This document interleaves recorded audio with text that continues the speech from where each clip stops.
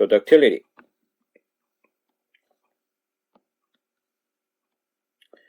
So the ductility, we can identify that a measure of the permanent strain the material undergoes before failure occurs. So this is the very important concept to determine the ductility. Before failure occurs, the measure of the amount of permanent strain.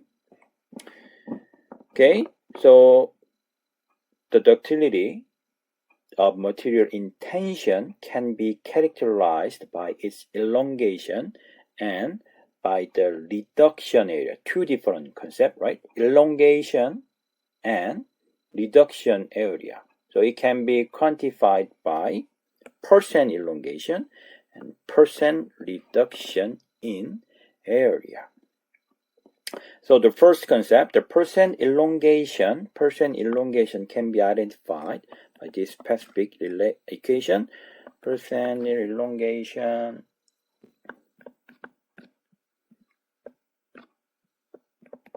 is equal to the L1 minus L0 over L0, and this is the percent value. So we have to multiply 100 and the unit should be percent.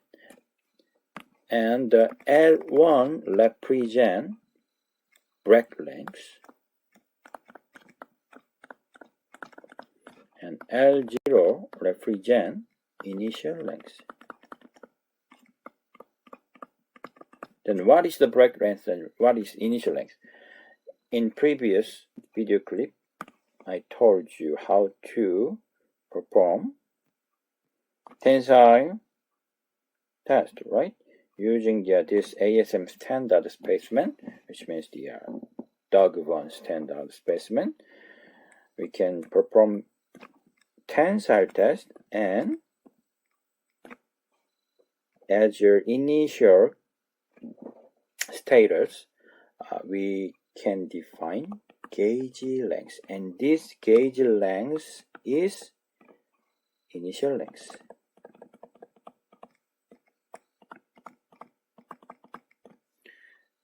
And after the specimen elongated by the applying tensile loading condition, then like this the specimen can be elongated, and in this case the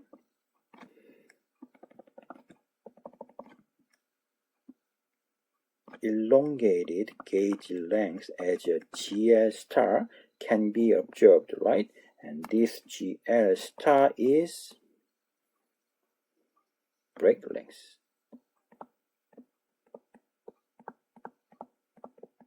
So when the GL, the gauge length reaches to this break length, that means the specimen will be fractured. So this is the initial length and break length, the concept. Okay, and next important concept of the ductility is percent reduction in area. Okay, so the percent reduction in area can be identified like A0 minus A1 over A0, and this is also percent value, so it should be multiplied by the 100 unit percent, and A0, this should be initial cross-section area of certain specimen, right? Initial area, and A1 is break area. After the specimen reaches to the fractured condition, we can define the break area. So basically, in case of percent reduction area, A1, which means the final area, and again the fracture section, and basically normally the ductile, in case of the ductile steel, the reduction area decreased as has the 50% reduction area at the fracture section. So that is the kind of some typical the example of the percent reduction area. Okay, and let's continue to discuss more mechanical property, which means the elasticity and plasticity and grip. The elasticity, the first one, elasticity is the property of a material by which it returns to its original dimension during unloading. So as you can see this figure, we know that in elastic region, the specimen can be fully recovered. So during loading and unloading condition, the stress strain curve always pass same way, and again loading and repeat unloading, same thing, always same path of this stress strain curve. So with this specific mechanical behavior, we can highlight the material has the specific elasticity, right? And partially elastic. During unloading, the bar only returns partially to its original shape. So in this case, the material cannot be fully recovered. So thereby undergoing some elastic recovery but with residual strain. So here you can see the bottom of the figure. So again, this is the elastic region, right? Once the stress strain curve passing through that is specific, so this should be the yield point, something like that, right? So once passing through the this specific point E, the material cannot be fully recovered. So if the stress strain curve reaches to the certain point of plastic region, once the loading condition removed, which means unloading status, certain strain property remained. So we call that is residual strain. So in this case, we can find specific elastic, partially elastic recovery. This is not fully elastic recovery, partially elastic recovery. So basically, to define the residual strain, actually we can define the total elongated property by determining epsilon d, right? And here from point O to C, we can define epsilon c, and this epsilon c is equal to the residual strain. So by calculating the epsilon d and epsilon c, we can define the elastic recovery, or we can define the specific residual strain, something like that. And we will try to solve this kind of some specific the partially elastic related example later.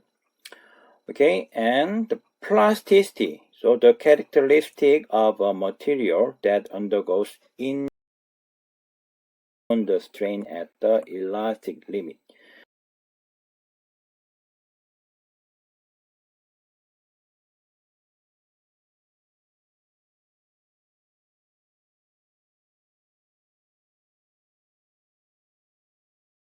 So if the material passing through the is elastic region and partially, the partially elastic recovered region, the material cannot be recovered, just permanently deformed. So that is the concept of plasticity, right? Okay, move on to the more detail about the plasticity and elasticity. So here, the reloading. If the materials undergoes, in case of elastic lens, the material can be loaded, unloaded, and reloaded without, this is important, without much changes in behavior. So again, this is elastic region, right? Elastic region. Then in this case, if the stress strain curve not passing through the point E, loading, unloading, and reloading, re-unloading. So always loaded, unloaded, reloaded can be performed without much change in behavior. But in case of in-plastic lens, so after passing through the this point E, this should be plastic region, right? Plastic. Then, when initially loaded and unloaded, residual strain, which means kind of some permanent elongation, right? Permanent deformation is introduced, and the property of materials are changed, because we have to always consider the permanent deformation in case of plastic lesion. So the material property can be changed because it lost their original elastic property, which means elasticity. Okay, so that is the difference. The material undergoes in elastic lens and in plastic lens. Okay, then about the creep. When the load is sustained for long period of time, that is very important concept. For long period of time, strain begins to develop. So this is the concept of the creep. So as you can see this figure, the material is elongated by the tensile loading condition P, right? And I would like to highlight that this happened at certain point T0, and bars, this kind of bar structure can be elongated gradually. Still, the loading condition existed after certain point T1, and between T0 and T1, between these, long time passed. That is important. Long time passed. So in this specific plot, we can identify that before reaching to the certain point T0, there is a linear behavior, but after passing through the certain point, like change the color, point of the time T0, the bar structure gradually elongated, right? Strain begins develop gradually. So that is the concept of creep. And with considering this fully fixed wire, this one, fully fixed wire structure, we can consider relaxation. So the relaxation means that with the elapse of time, the stress in the wire gradually diminishes. The stress of the wire gradually diminishes, eventually reaching a constant value even though the support at the ends of the wire do not move. So, again, this very bottom figure represents that without removing any kind of some reaction force of this wire, so we can actually identify the support at the ends of the wire do not move, but stress gradually reduced, right, with the elapse of time. So that is the concept of relaxation. So the creep and relaxation, both concepts relate with the time period, right? Okay, then let's move on to the next slide. So in this slide, we study the very, very important, simple but very, very important concept, which means the Hooke's law. So to define the Hooke's law, first we have to one more time identify the linear elastic, the concept of the linear elastic. Okay, so when a material exhibits a linear relationship between stress and strain, typically engineers design structures and machines to function within this region to avoid permanent deformation, right, due to the yielding. So the linear elastic is quite important concept and quite important important guideline to design mechanically durable and mechanically robust system and structure. Okay, so one more time I'd like to draw the simple stress strain curve. So first we have to consider linear region, right, proportional limit, and after reaching to the yielding condition, the curve changes, shape change like this. So in this linear region we can define the elastic modulus, right? So this elastic modulus is very important to identify the Hooke's law. The expression for the linear relationship between stress and strain is the Hooke's law. So here we can define the basic equation for Hooke's law. Sigma is equal to what? Elastic modulus dot epsilon. So this is simple but very powerful concept to understand overall concept of the solid mechanics. And we already studied that E is what? Elastic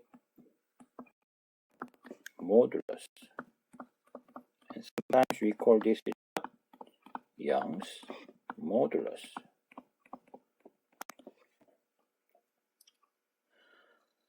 Okay, so using this specific relation, we can define if elastic modulus is unknown and the curve is given and some specific stress condition and strain condition given, then we can define the elastic modulus, right? And if the specific elastic modulus given and the loading condition or some kind of some stress condition given, then we can define some strain, something like that, in linear elastic region. So this is very powerful, but there is limitations. So relates only to the longitudinal stresses, only for longitudinal stress and strains in simple tension compression of a bar. So which means that uniaxial stresses condition. Even though there are these kinds of limitation, still the Hooke's law is very important. So many kinds of solid mechanics related problem can be solved by this special Hooke's law. So please remember this simple but strong equation. Sigma is equal to E epsilon. Right?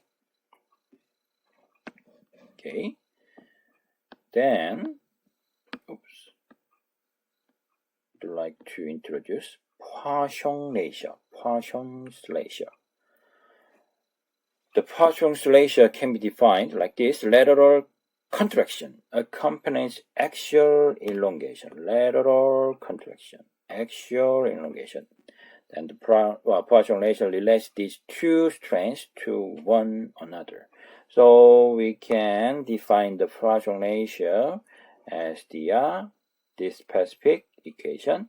So the Poisson ratio can be written as this symbol, and we call this is nu, not a v. This is nu, and the Poisson ratio nu is equal to minus lateral strain over axial strain. Basically, lateral strain has the minus sign. So, but the Poisson ratio, this is the value of ratio. So this should be always plus, right?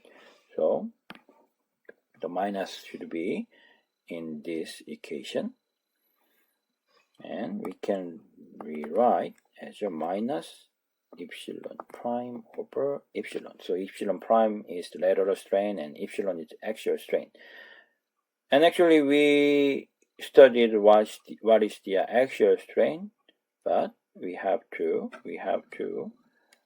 consider what is the lateral strain, because we did not study about the lateral strain.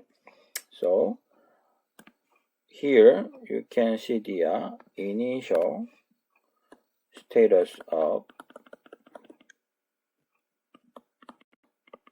bar structure, and once the tensile loading condition is applied at the end of this bar structure,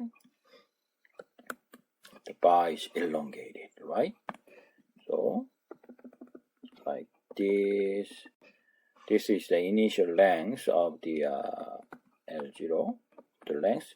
But once elongated, we can define the overall, right? These two epsilon as your axial strain, right?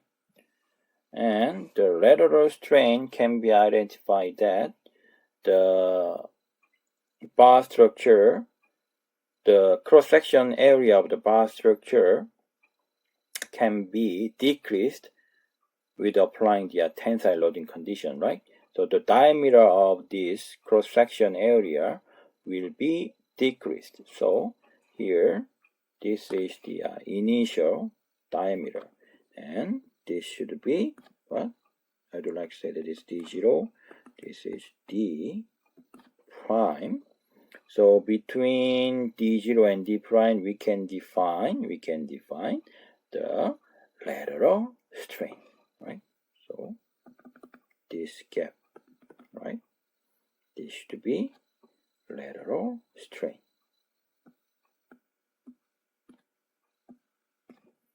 Epsilon star, lateral strain.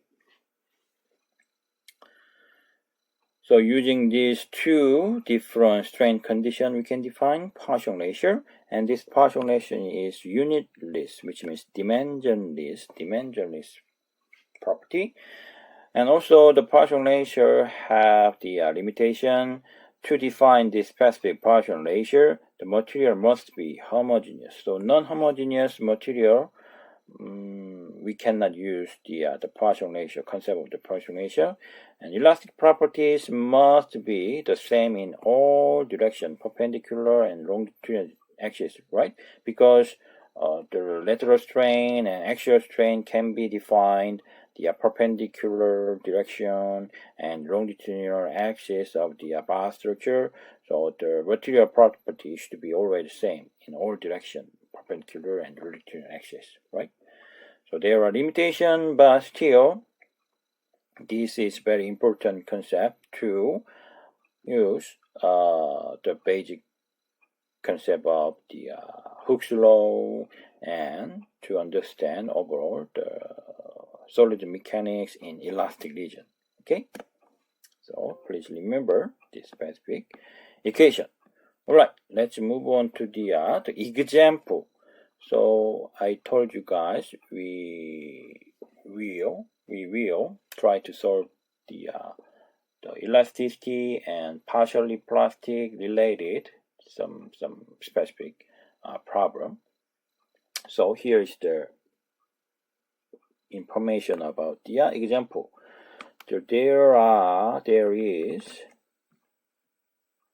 certain bar structure, and the bar initial length is 1.7 meter. Okay, and this bar is fully fixed at the very end, left end, and the bar is elongated by the tensile force P, and the cross-section area of this bar structure is rectangular type, and the one side of this rectangular is 20 millimeter. So this is the geometric condition of the bar structure.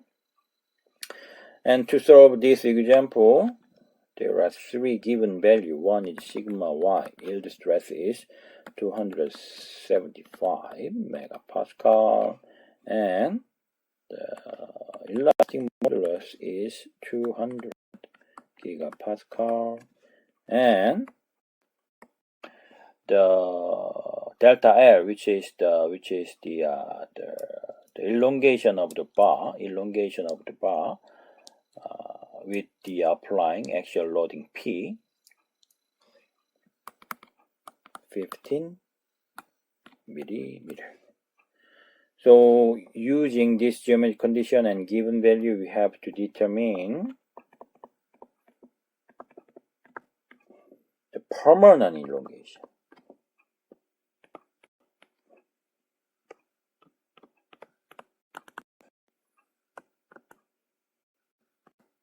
Right?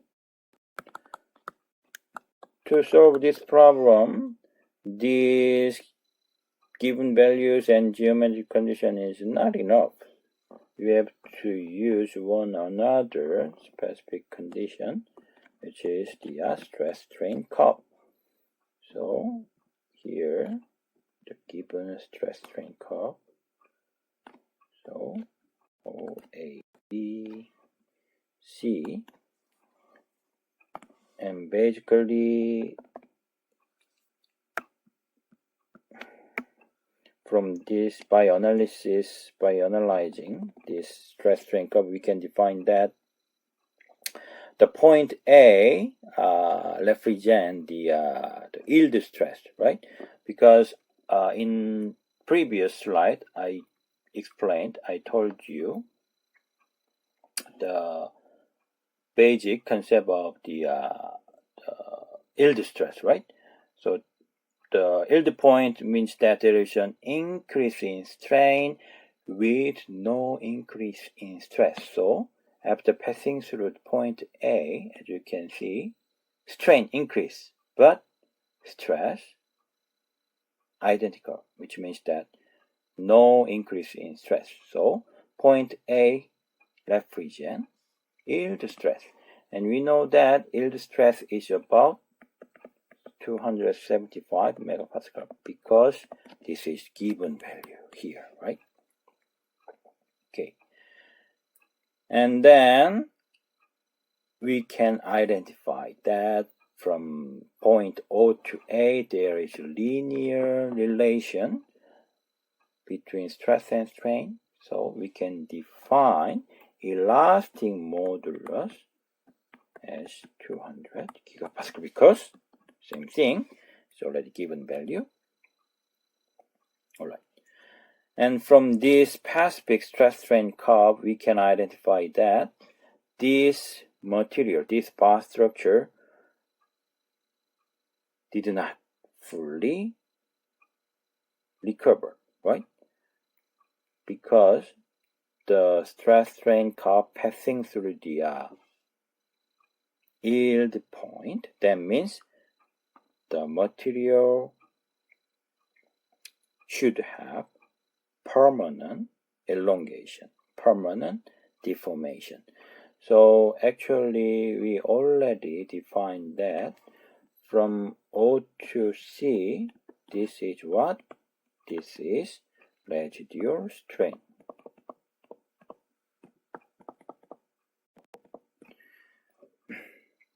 Okay, so to define the permanent elongation, we have to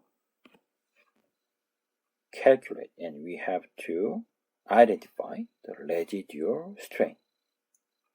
All right, then first,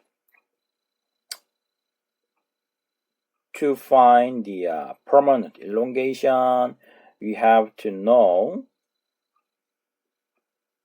the value of the tensile loading condition P.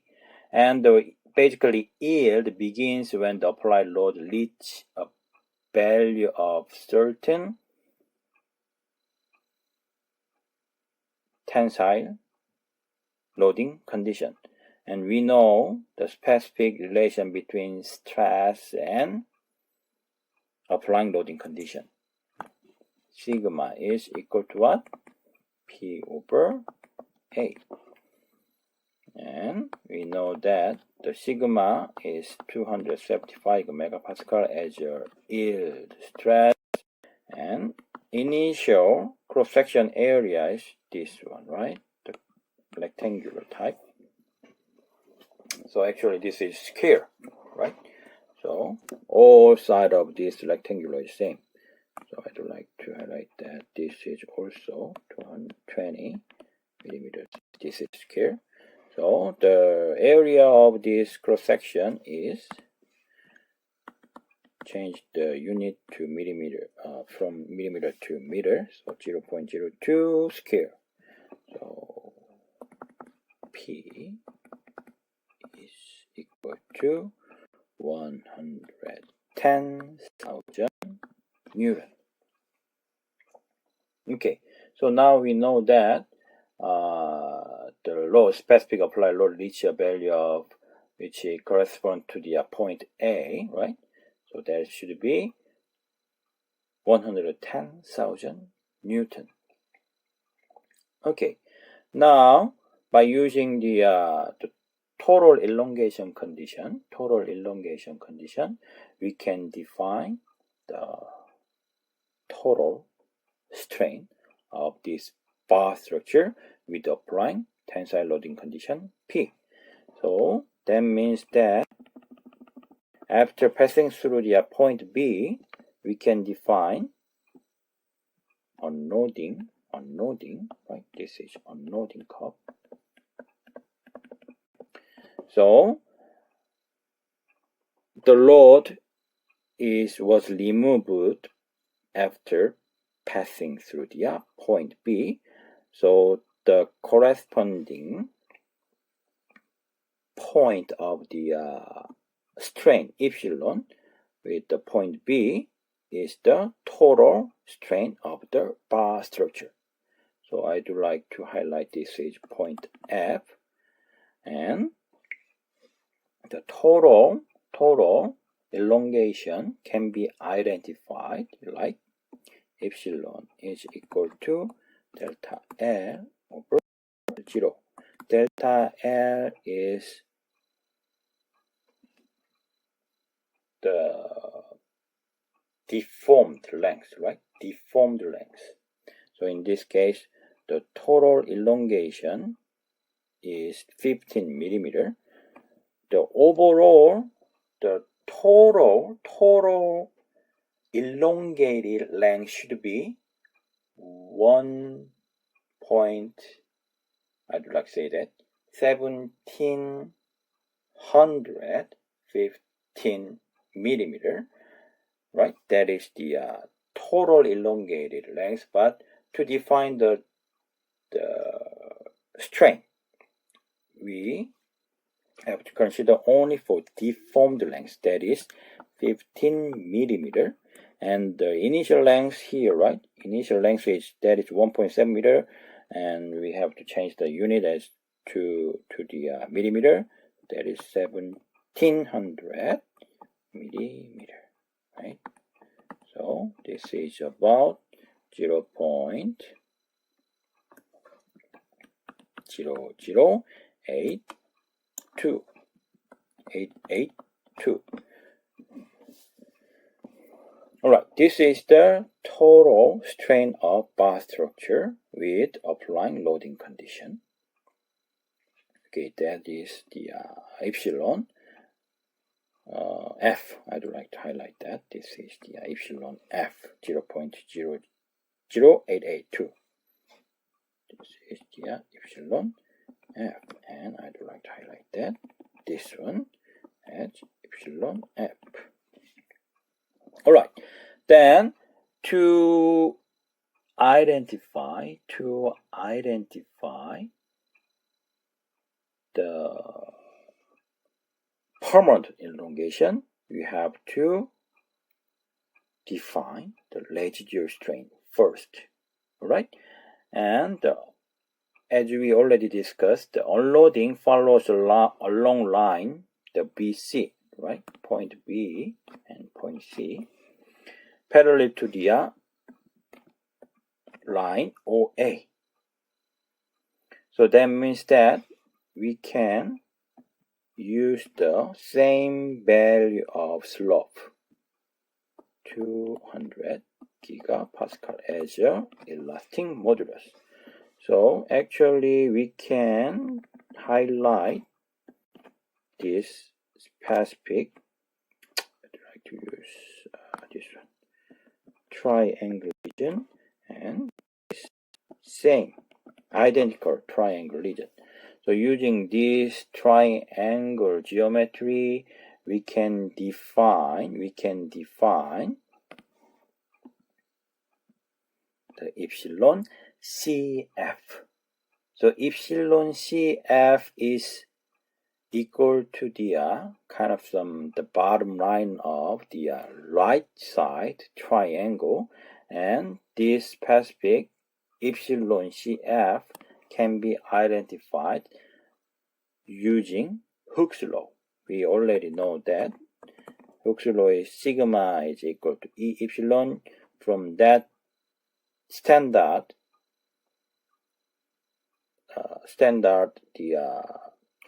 expression of Hooke's law, we can define E, which means if elastic modulus is equal to sigma over epsilon. And in case of the, I'd like to highlight that this is for triangle BCF. So in this case, we can define that the epsilon is equal to sigma over E. And we know that sigma is what? Sigma is same as the yield stress, 275 megapascal over E is 200 gigapascal. So the bottom line of CF, which means epsilon CF, is equal to 1.375 10 to the minus 3. Okay, then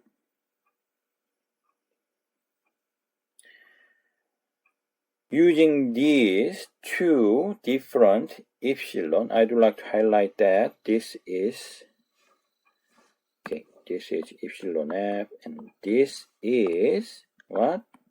Epsilon CF, right? Epsilon CF. So as you can see, this plot of stress strain curve,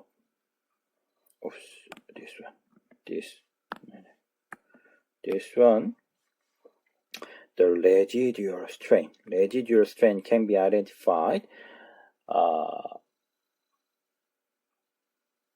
by the subtraction of the epsilon CF from the total. I'd like to change the color like this. Total strain of epsilon F, right? So after load removal, the residual strain can be identified. The residual strain is epsilon OC, right? So here, epsilon OC is equal to what? Epsilon F minus epsilon CF. And epsilon F is 0.00882, and epsilon CF is equal to 0.001375. This is about 0.00744. So this is the value of residual strain, which means epsilon OC. And finally, the permanent elongation. I'd like to write down here the permanent elongation.